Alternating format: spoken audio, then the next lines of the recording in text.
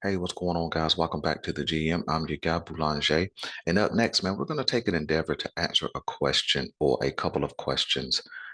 That being, are the Baltimore Ravens dysfunctional or have they just outsmarted themselves?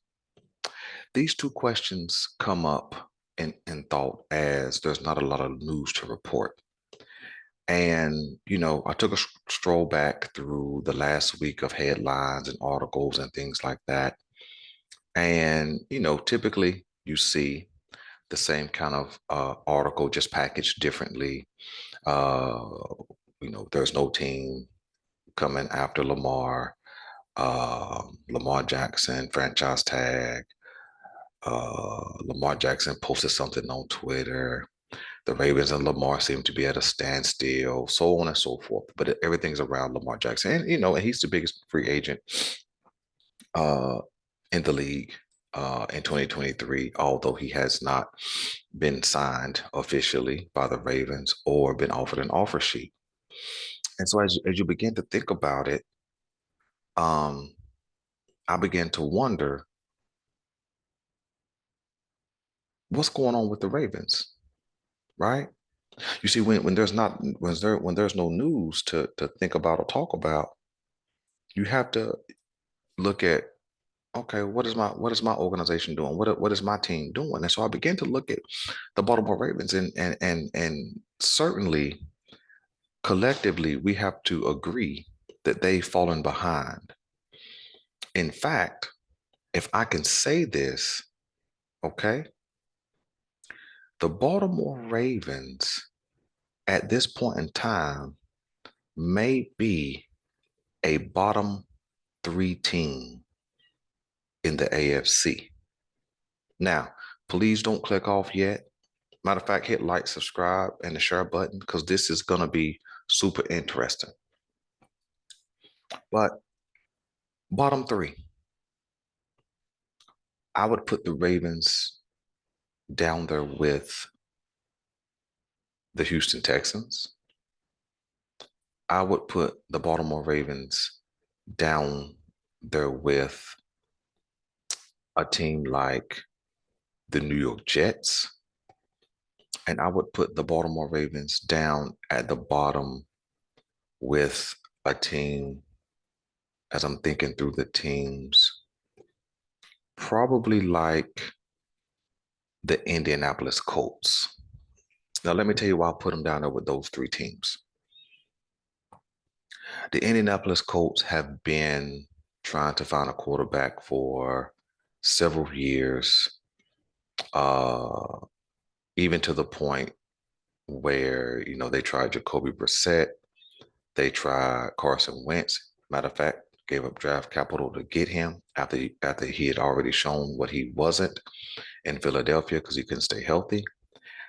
Even gave up draft capital to go get Matt Ryan, eventually find their head coach and releasing Matt Ryan. Okay. And so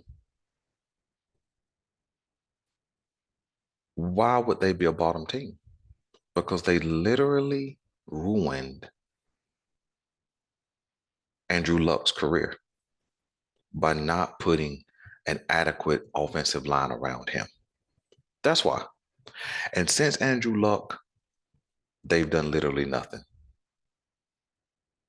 other than draft a great running back. Okay. That's it. That's all they've done.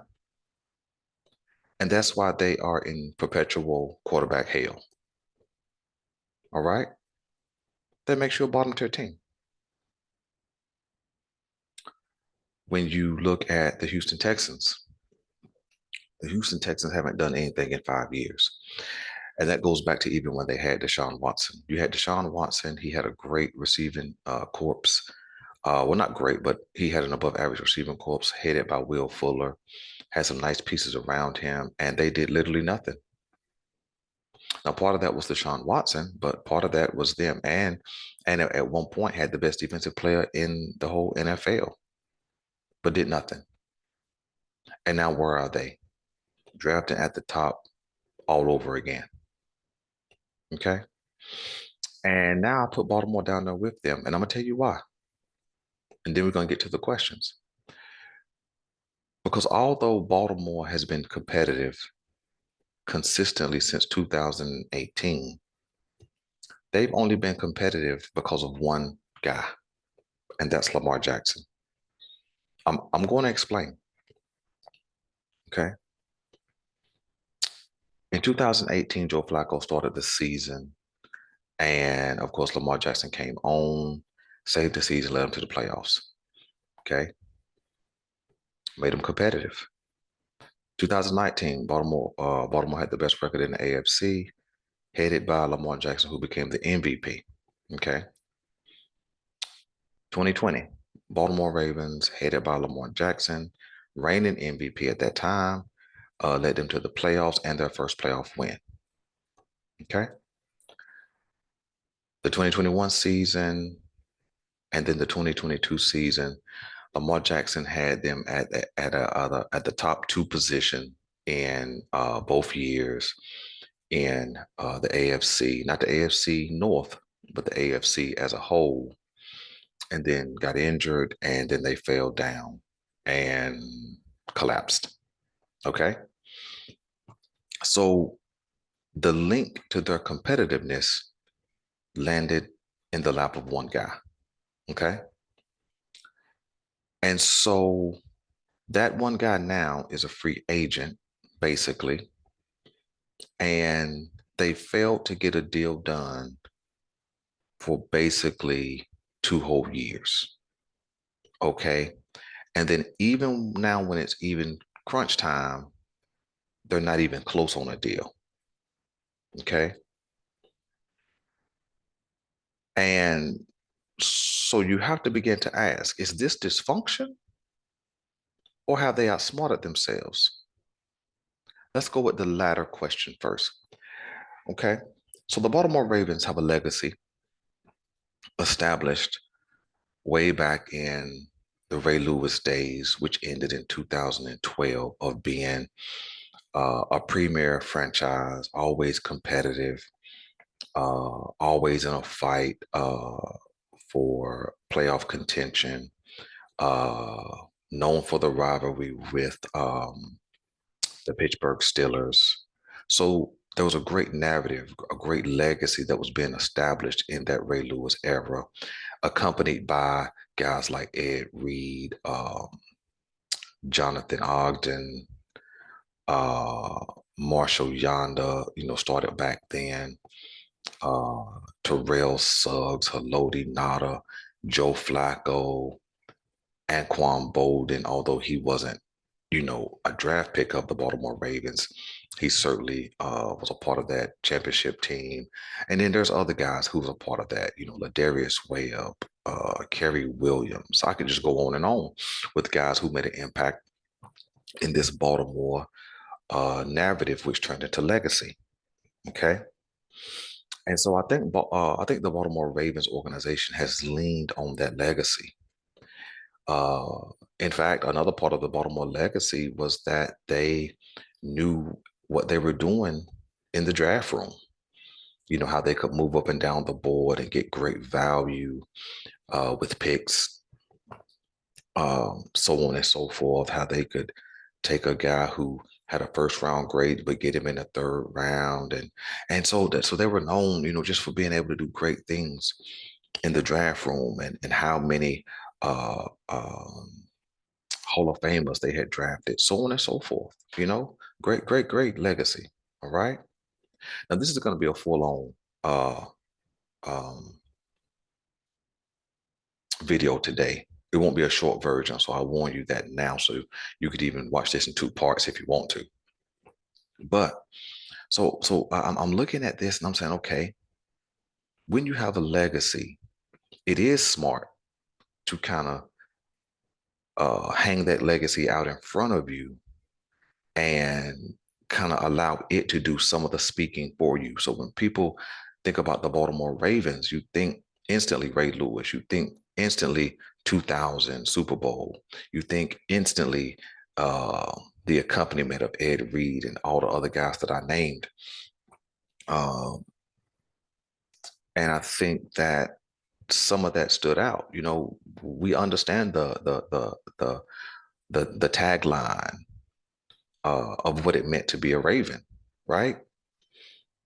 And so that narrative continued on when the transition from Ozzy to EDC took place. And and Ozzy doesn't go unscathed either, because he definitely missed on a lot of draft picks as well. But that legacy and that understanding of what the Baltimore Ravens were continued into the EDC era. And when we've certainly watched him do some draft day wizardry, if you will, moving up and down the draft board, trading down, picking up picks, and drafting a player, take some picks, move back up and get a player, all those kind of things. And it looked like it was really done well, right? It looked like, we were excited for many years about the bag of players we took home from draft, right? We really were. And so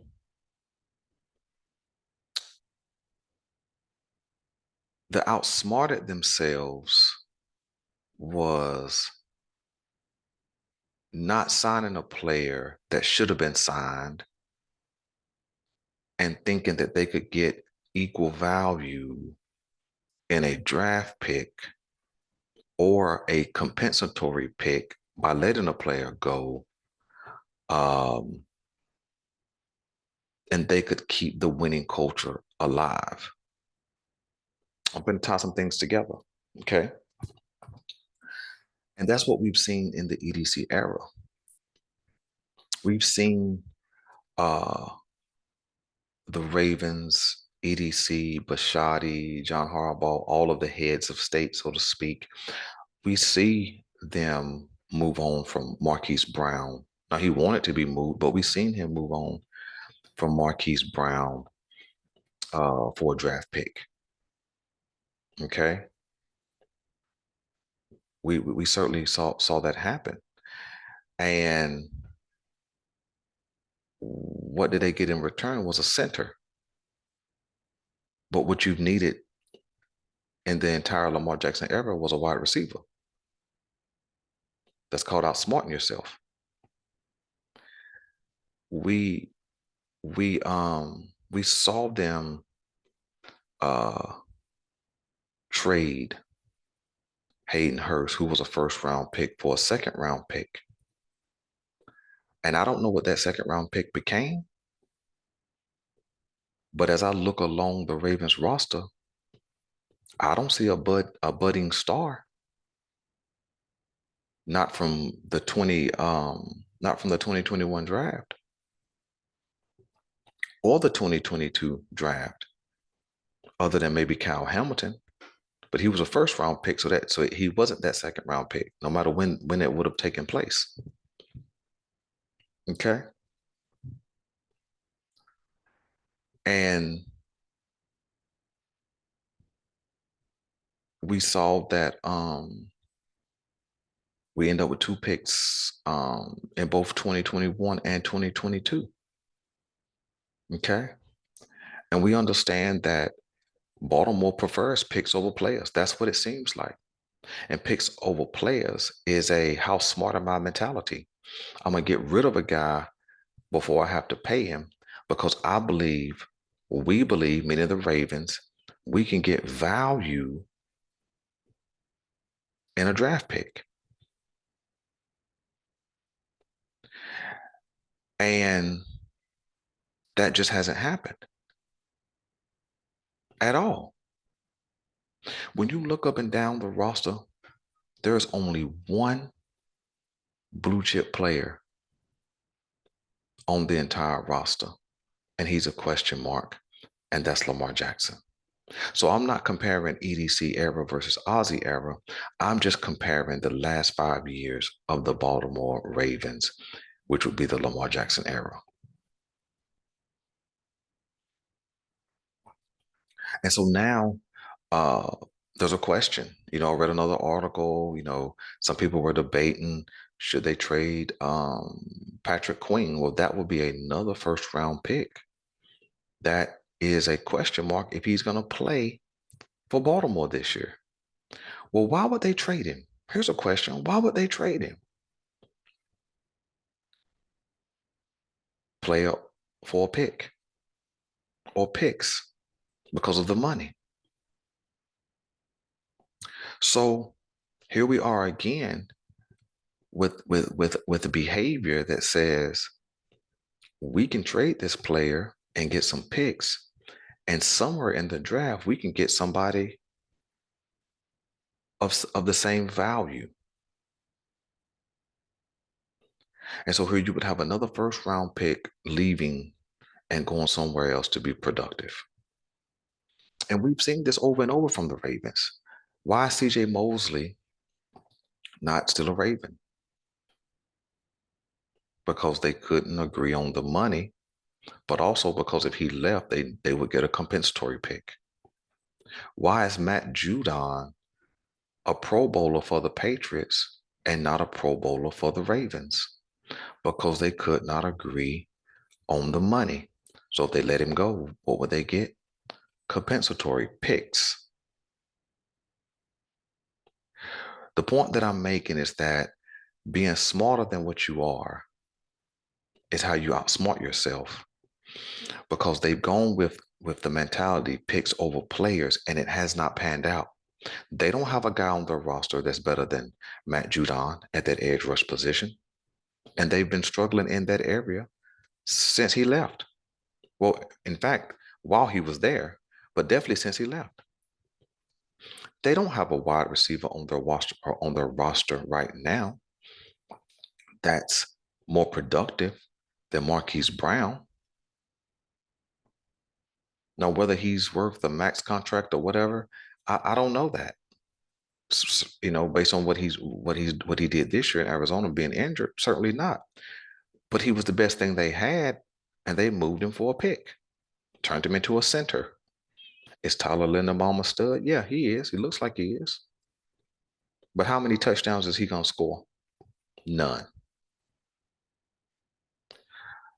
When when you ask why is Darius Smith not on the roster, because it was compensatory pick over player. And then they said, oh, well, let's bring him back. Well, what if you hadn't let him go? What if you had assigned him and then turned around and signed Matt Judon? What would that pass rush look like over the last 4 or 5 years with both of them in house? You wouldn't have spent repeated picks and repeated cap space trying to find somebody to fill those voids. And so the picks over players mentality has costed the Baltimore Ravens. And that's called outsmarting yourself. You see, because when you look around the whole league, who else is doing that? When you look at teams that are really in contention, how many teams are choosing picks over players? The reason why they traded Hayden Hurst, it was almost time to get him some more money. So they traded him for a pick. And how has that turned out for him? Where you could have kept Hayden Hurst and ran more of a two tight end set where it would give you extra blocking, but two dynamic tight ends who could receive the ball.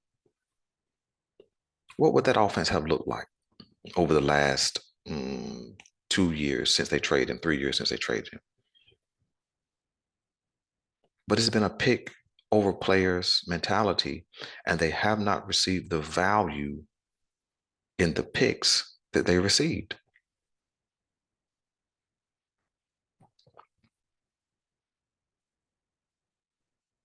So I think certainly the Baltimore Ravens have outsmarted themselves,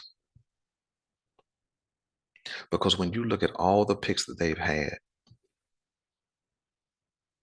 you have one, no doubt, blue chip,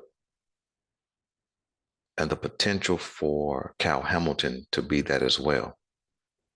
But other than that, There's nobody else on this roster. Not one single person.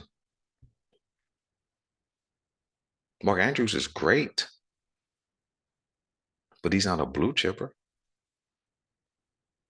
because you've seen when Mark Andrews was out, you've seen Isaiah Likely, who was a rookie drafted in the fourth round, step up and have equal production. But when your blue chip guy at the quarterback position was out, there wasn't equal production.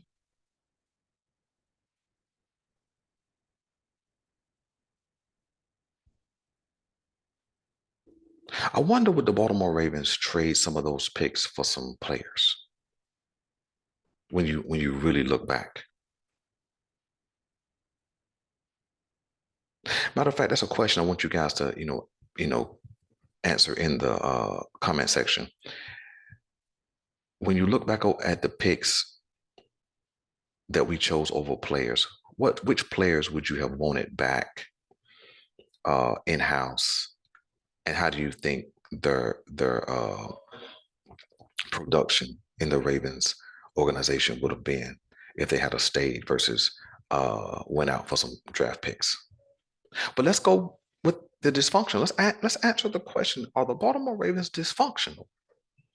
We definitely believe. I definitely believe that they've outsmarted themselves. But let's see if they're dysfunctional, and let's see which one holds more weight.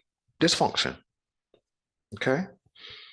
Dysfunction is impaired or abnormal functioning. Okay. So let's look at the organization as a whole. Okay. They're one of 32. So we have to pay attention. How do the Baltimore Ravens function? And how does it look like the majority of the league is functioning? Okay. So when you look at, I'm not looking at bottom feeders, I'm looking at teams that are middle of the road to playoff and championship contenders. So let's look at the AFC. Okay. You have in the East, Buffalo has been consistently in the playoffs. New England lost Brady, but they have been competitive. And then heck, they got 6 championships in the last 20 years. So you definitely gonna put them in there.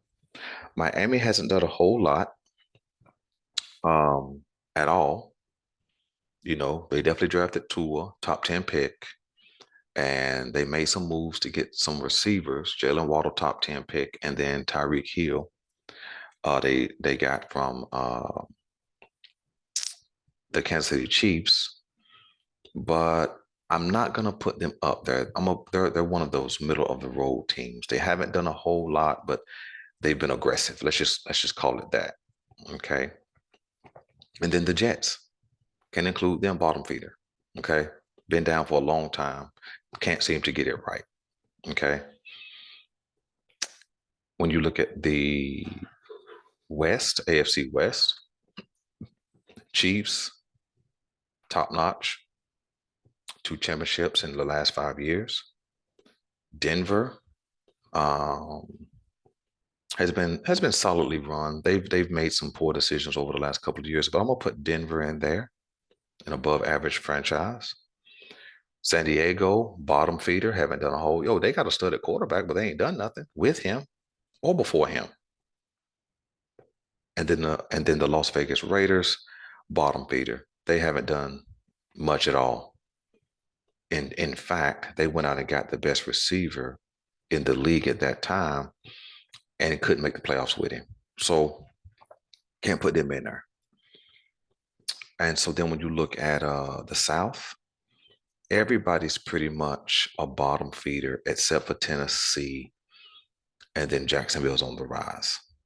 Okay. And then when you look at the AFC North, Cincinnati has had a rebirth in the Joe Burrow era. Baltimore has been above average for the most part. Cleveland has been a bottom feeder, and Pittsburgh has been a well-run franchise for a long time. They just waited too long to move on from Ben Roethlisberger. But it looks like they got it right with the first round pick in the late round of last year's draft with Kenny Pickett.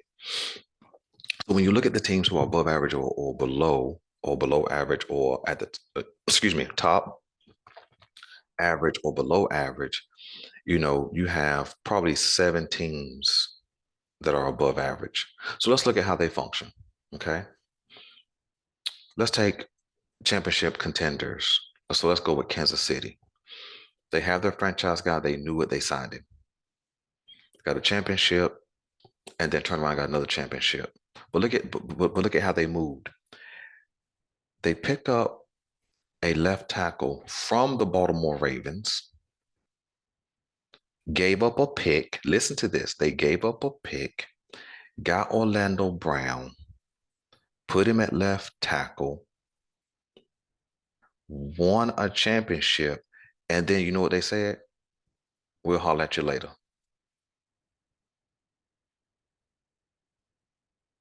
And now they're probably going to get a compensatory pick from Orlando Brown. You follow what I'm saying? So they didn't overvalue him. They didn't overvalue their first round pick. No, they got what they needed, won the championship, and then moved on. You see what I'm saying? It's not a player over pick mentality. It's let's get what we need and then send him on his way. Tyreek Hill, okay, bam. Uh, he wanted more money, right? They sent him on his way. Got a lot of draft capital for him, right? Picked up some wide receivers, but still won a championship in his absence.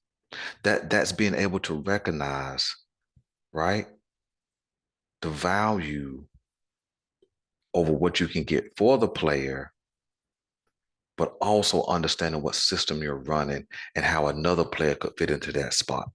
Now, were they as explosive? No, but you can see that they made a right decision. Let's go with Buffalo. Let's go with Buffalo. Buffalo hasn't won a championship, but they've certainly been in playoff contention. They've certainly been to two. Uh, um, no, they've been to one AFC championship and been super competitive.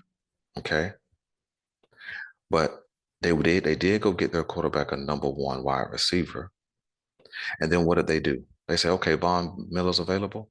Let's go get him. Right? Well, here's a question: how did the Buffalo Bills pay their quarterback and pay their number one wide receiver, but still have the money to go get Von Miller at a high price? You tell me how they done that. You see, what I'm saying is Buffalo has the ability to understand when I need to pick a player in the draft and when I need to go get a player.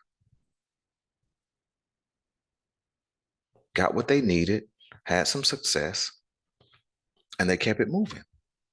Okay. Cincinnati Bengals, what did they do? Okay, there was no one pick. So they went and got their quarterback. Well, he got hurt.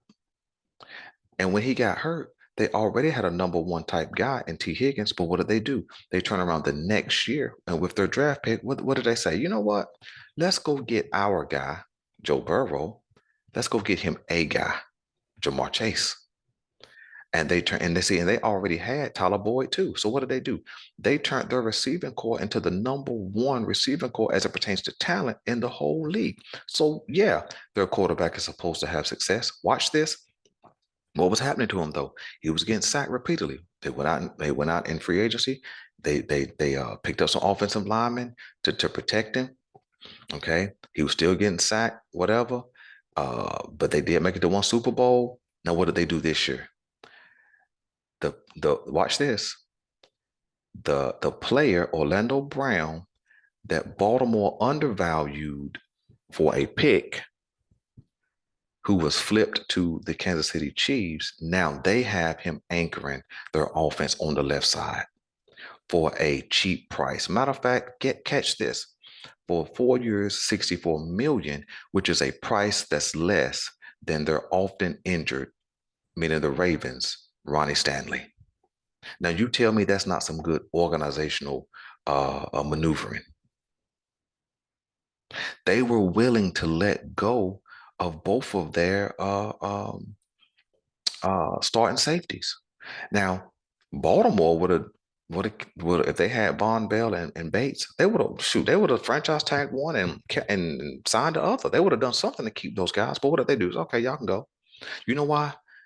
You know why the Bengals let them go? Because this is a draft class where the safeties are really good. There was a lot of guys on the free agency market who had some ability, and because their offense is so potent, that's going to support even a middle of the road defense. You see, we're watching these franchises who've surpassed the Ravens, but you have to understand why. Because the Ravens operate in dysfunction. And maybe what it comes down to is the Baltimore Ravens outsmarting themselves has caused their dysfunction. So maybe one question answers the other, whether they're dysfunctional or have outsmarted themselves. Maybe one led to the other. And when you take apart the word dysfunction, it just means not functioning. Okay. And so when you're looking at the guys who've risen to the top, right? You got to pay attention to how they move. Okay. So those are the three teams. And then let's go Jacksonville since they were a top four seed last year. Okay. What did Jacksonville go out and do from year one to year two of Trevor Lawrence's contract? They say, okay, let's go sign Zay Jones, deep threat. Let's go sign Christian Kirk. Overpaid for him, but he's a top notch slot receiver. And they already had a veteran in house in Marvin Jones to kind of mentor the younger receivers. And then watch this. Good organization, good functioning. What do they do? Let's go nab Calvin Ridley, who has elite speed, elite hands, elite route running.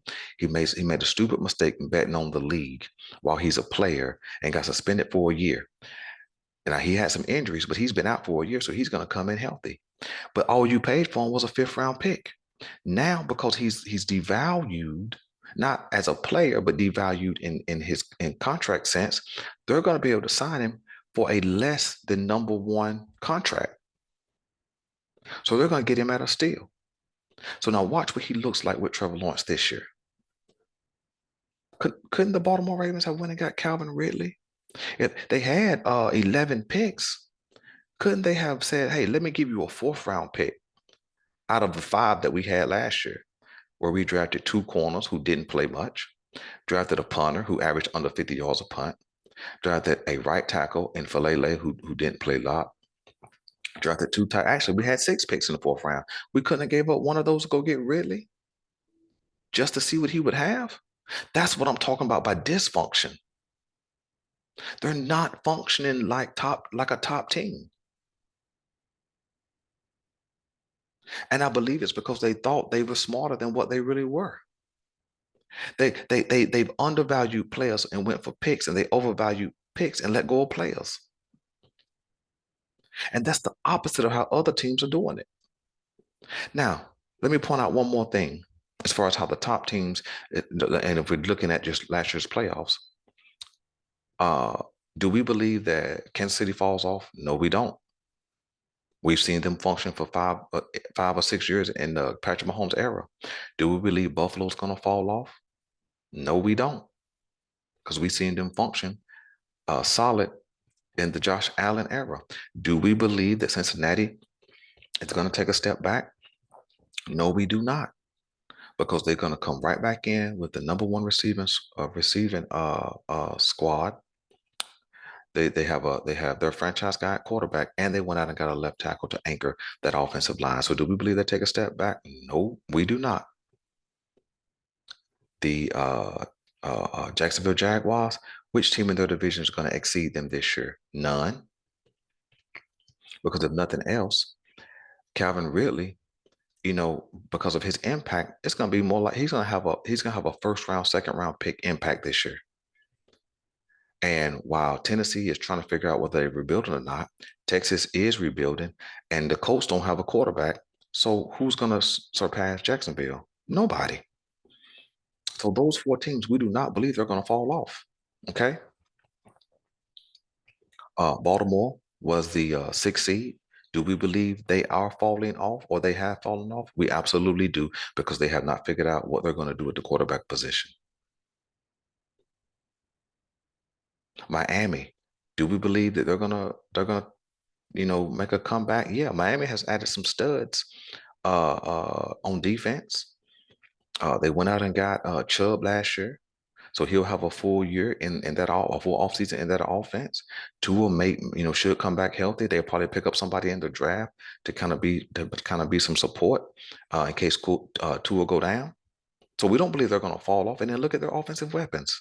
If nothing else, they're going to be able to score some points. And then the rest of the teams that I mentioned, although Miami was a middle of the road team, the rest of the teams that I mentioned, are middle to below average. Do we believe Denver's going to take a step forward this year? Probably, especially with Sean Payton at the helm. But we don't know. But Denver has shown an ability to be a good and above average franchise. But other than that, the only team of those above average teams that are falling off is the Baltimore Ravens. Well, why? They've been too smart for their own good, and they're dysfunctional. And I think they're the too smart for their own good has led to the dysfunction, meaning they're not functional like every other team. Let me point. Let me point to it. Okay, Buffalo franchise quarterback, Cincinnati franchise quarterback, Kansas City franchise quarterback, Jacksonville Jaguars franchise quarterback. Forgot about the Chargers are below average team, although they have a franchise quarterback. They were the fifth seed last year. I'm trying to remember the playoff teams. Baltimore, they have a franchise quarterback, but they don't know what to do with him, right? But now let's look at how they function, the other teams I mentioned, and why Baltimore's falling off. What did Buffalo go do? They had their franchise guy, they locked him up and went and got him a number one. Cincinnati, they have a franchise guy. They're gonna lock him up, and they've kept his wide receiving core intact. When they got Chase, they didn't say, "Oh, let's trade T. Higgins for some draft picks." They could have, and they could this year, but why would they? Because you might trade him for some draft picks, but you don't know what you're going to get in a draft pick. You know what you got in T. Higgins, a 6'3", 6'4" monster, paired up with Jamar Chase, which makes T. Higgins even better. When you look at Jacksonville, what did they do? They went and got a number one for him. But then in this offseason, last offseason they went and got him for a fifth round pick. But then they upgraded the wide receiving core inside and outside. So I expect them to be back where they are this year.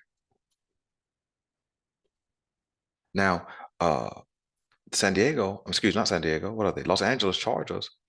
They're a below average team. But what do they have for their franchise guy? They got him two wide receivers.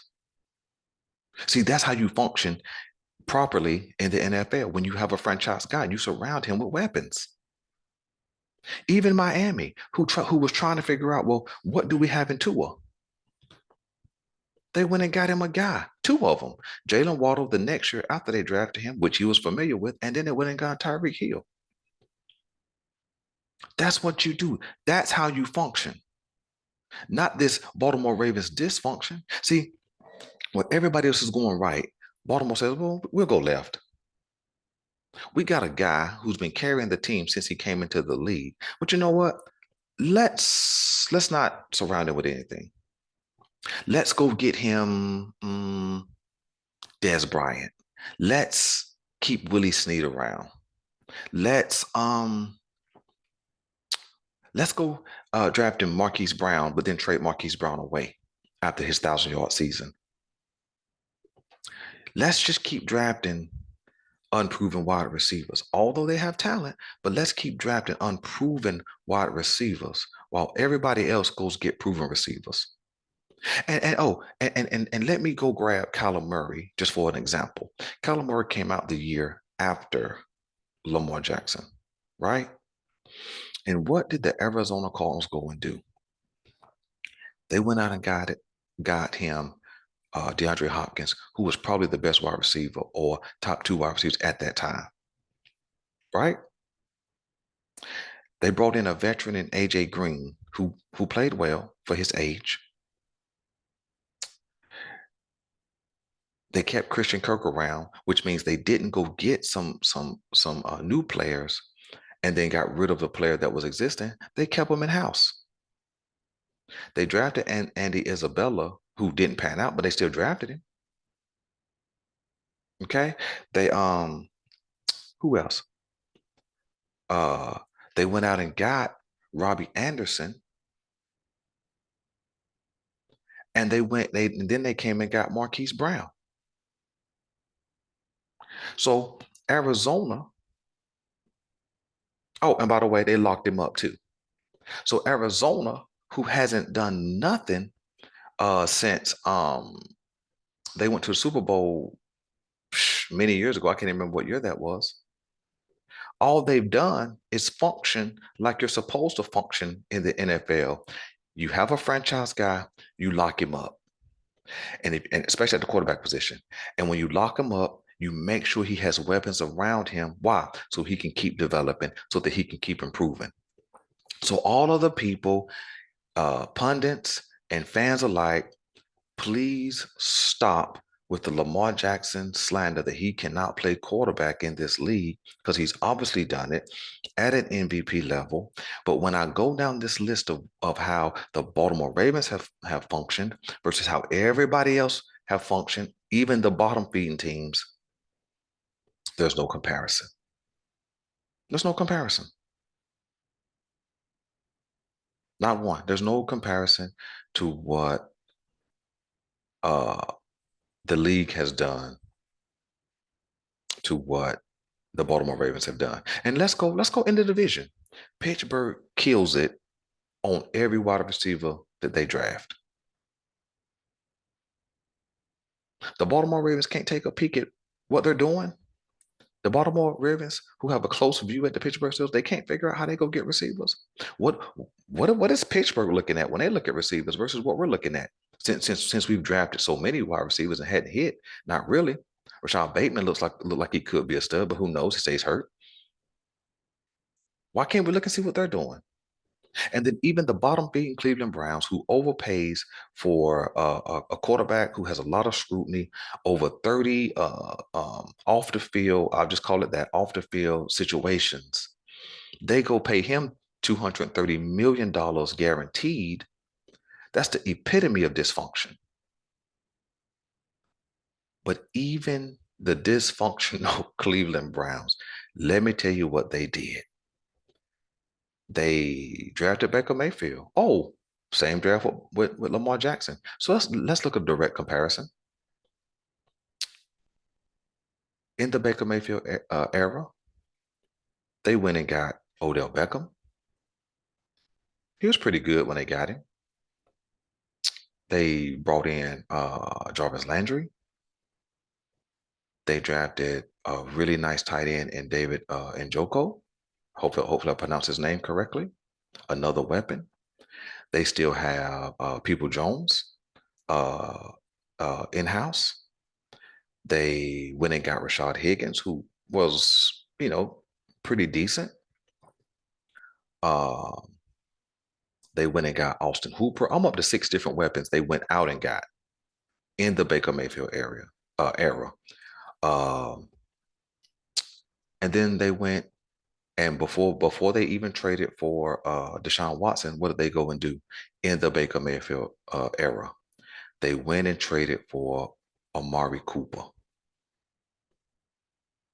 So even the dysfunctional Cleveland Browns have an understanding that when you possibly have a franchise guy and you want to keep supporting him, you want to keep surrounding him with uber talented players so that he can keep developing and stay productive. And not only did they do all of that at the wide receiver position and tight end position, they also drafted Nick Chubb, who's been a flat out stud in his career.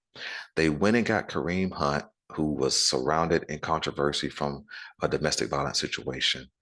And they made them a 1-2 punch and had one of the best running games in the league, running behind the best offensive line in the league. So even dysfunctional Cleveland Browns know you build an offensive line, you go get your quarterback some weapons, and you get him some good running backs.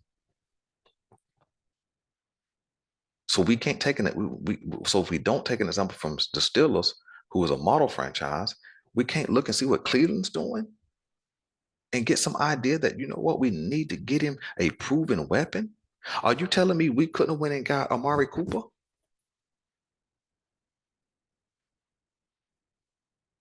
You telling me that?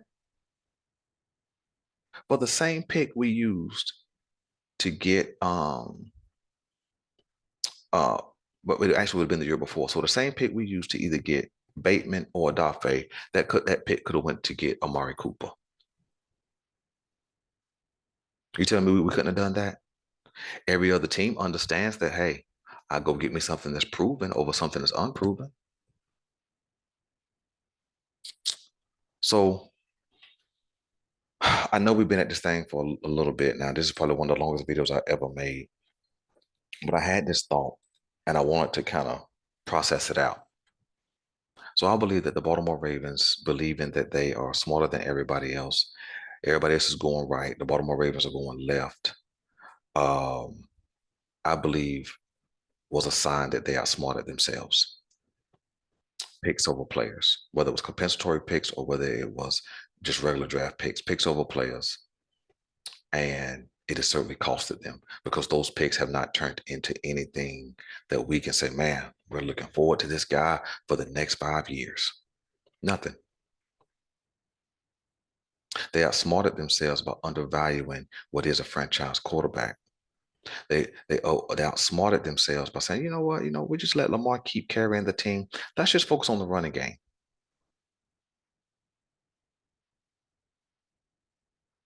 Let's just keep Greg Roman around when plays are been coming in late for 3 years. But let's just keep him around along with the franchise quarterback. And then let's keep pushing this narrative. Oh, we built the team around Lamar. They ain't built a team around Lamar. The Cleveland Browns tried to build a team around Baker Mayfield. That's what it looks like to build a team around a quarterback. Even the most dysfunctional team, that's what I can't get over. Even the most dysfunctional team in Cleveland Browns understood what the Baltimore Ravens have yet to understand. So I think their ability to be smart has caused this dysfunction, meaning they don't operate like other franchises. And fans, I've seen you guys' comments, whether on my page or channel, excuse me, or other people's channels. I've seen you guys. I've seen Baltimore Ravens fandom be split on Lamar Jackson, what he can and can't do, so on and so forth. But you have not yet to continue to hold the Ravens organization accountable for what they have not done. So if you want to look at an example of a dysfunctional franchise who is truly dysfunctional, but understands what they must do uh, to serve their quarterback well, just take a look at the division Cleveland Browns. So listen, man, I'm done. I'm done with my rant. Are the Baltimore Ravens dysfunctional or have they outsmarted themselves? My take is both. My take is both. And the unfortunate part is that we've created this stuck place. We've created this stuck place. And even if we sign Lamar Jackson, don't you hear what I'm telling you? Even if we sign Lamar, I'd be super excited to have him back. But we still have not done anything to put any additional weapons around him. Nothing. I seen the little Nelson Aguilar visit, but you telling me you can't even get Nelson Aguilar to sign? Are you kidding me?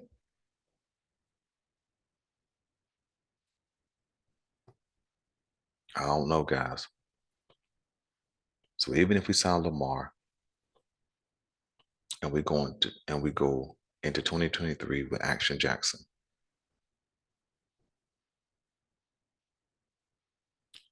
they still haven't done anything at the wide receiver position. And yeah, they can go draft a wide receiver in the first round. But how has that turned out? How has that turned out? Instead of just going to get somebody who's proven. And now, and now,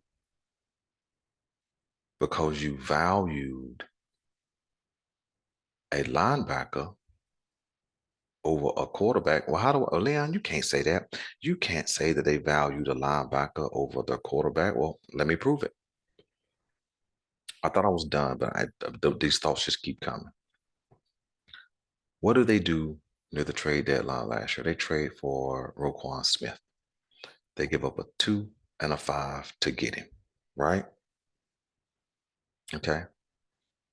Same draft as Lamar. Give up a 2 and 5 to get him. And before the season's complete, what do? They give him $100 million, make him the highest paid linebacker. So you make him the highest paid linebacker and you give up draft capital to get him. But you can't figure out how to go get a number one wide receiver for your franchise quarterback that you have not locked up. And you tell me that makes sense.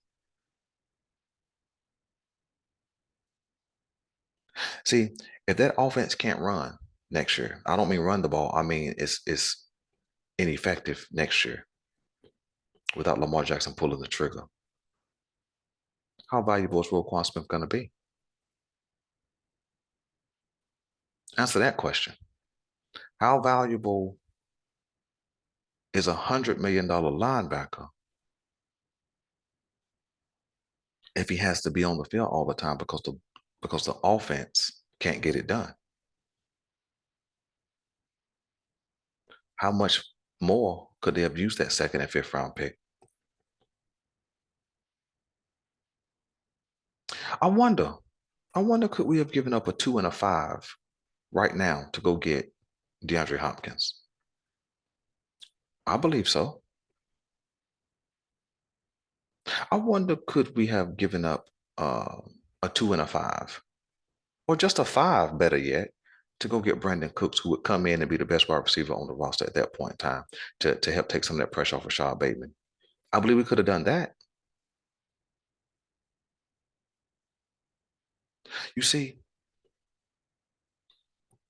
it was certainly moves to be made, and we just didn't make them. See, that's called dysfunction. You're not functioning like everybody else. Dallas has a number one receiver, and they locked up their franchise guy, although they stumbled to do it, and they locked up their franchise guy, and they got a solid number two in Michael Gallup or a number three, depending on what Brandon Cooks becomes. But you know what they said? We need more, so let's go get some more. Now is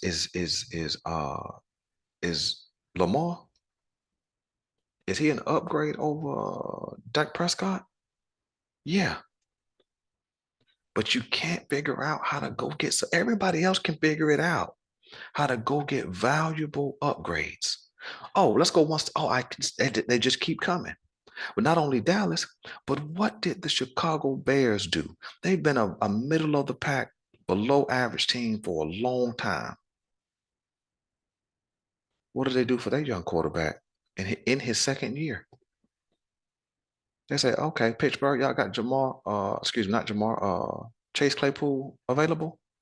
We'll take him. We'll take Claypool, a 6'3" guy who can get deep, body, wide body guy, make big catches. Let's go get him. Oh, Carolina, you want the number one pick? Okay. Well, I need your one this year and your one next year and 2 seconds. And by the way, I need you to throw in DJ Moore because that deal doesn't get done if they don't get DJ Moore. That's the word in Carolina. And so even the Chicago Bears understand that let's go get Chase Claypool, but that's not enough because they got Moody there, who would certainly be a number two to Chase Claypool. But you know what? Let's upgrade more. Let's go get more weapons for our young quarterback. You see, that's what I mean, guys. It's dysfunctional. They're not functioning like every other team. Why? Because they thought they were smarter than every other team, but they have fallen down. And I'm not sure if they're going to get up from this because free agency is over. They don't have any draft capital to go get anybody unless they give up next year, some picks in next year's draft. And so now we're going to bank on a first round wide receiver with Rashad Bateman and Duvernay, so on and so forth. And maybe a Nelson Aguilar if they can sign him.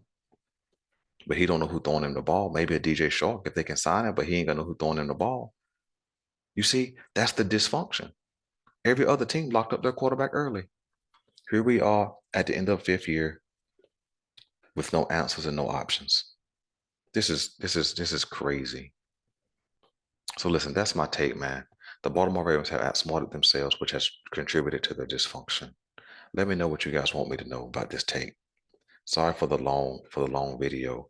Watch it in two parts. Let me know what please comment in the comment section if this is dysfunction or they were too smart for their own good or both. I'm your guy Boulanger. This is the GM, and I'm out.